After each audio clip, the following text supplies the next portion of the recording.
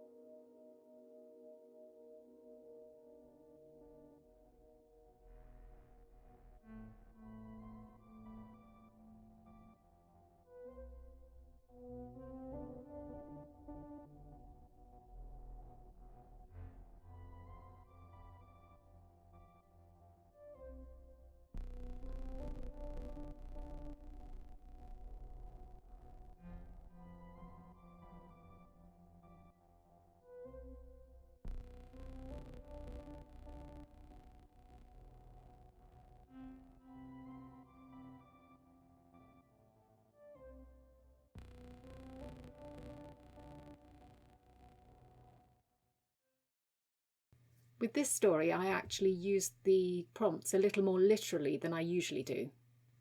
They fitted well with the story. And now, let's read it. Curiosity and bad cat imitators. The sound was so soft you could barely hear it, and yet it had a force to it, as if it couldn't be subdued. It was a wonder I even woke up, but I did. Through the curtains, I saw the light in the sky. I was at the window in a breath. At first, the light was like a ball of fire, small and powerful, like you might imagine a wizard would throw. But as it grew larger, it became less like fire and more like wispy clouds, splitting further and further down until there was merely a glow. It was only then that I noticed the gathering at the sacred stones. Eyes and no eyes, that's me. I say sacred, but I had no proof of that. They were just two upright stones that stood in the first field beyond our garden. It wasn't as if they were some kind of national treasure, but as kids, my sister and I had imagined all sorts of things. A bit like what I could see right then.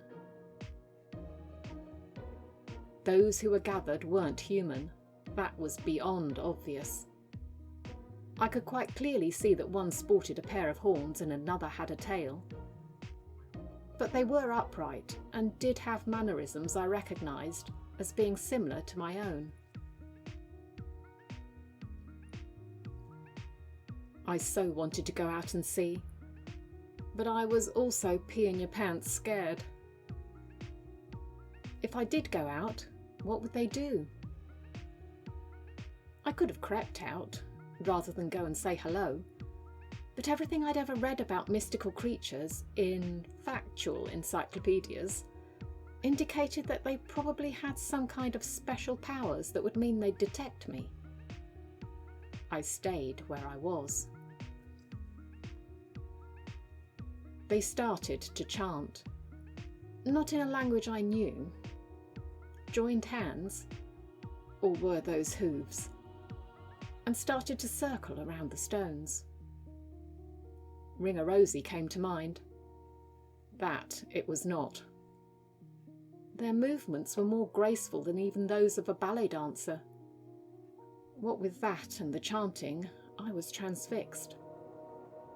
Until the thought crossed my mind that I might be under a spell, which totally brought me out of it, quicker than you could click your fingers.